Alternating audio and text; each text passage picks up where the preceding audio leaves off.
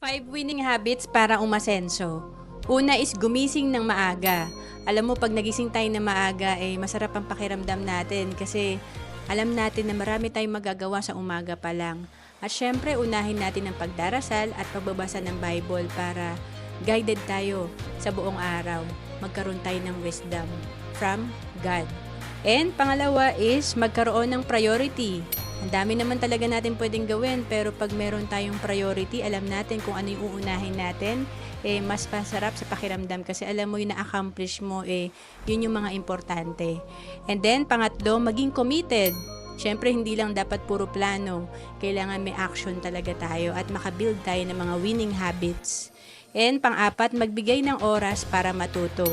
Ang mga mayayaman nagbibigay ng oras para magbasa ng Bible, and then magbasa ng libro, and of course, yung mga course, kailangan natin talaga yan. Kailangan patuloy tayo na nag-aaral at nag-i-improve ng skill natin.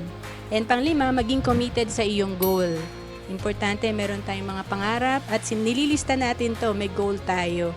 Para ba yan sa retirement fund mo? Para ba yan sa children's education? Para ba makapag-retire yung asawa mo? And para ba yan sa healthcare mo, makatulong ka sa ibang tao, sa church. Importante, nakalista to at para mas ma-achieve natin to.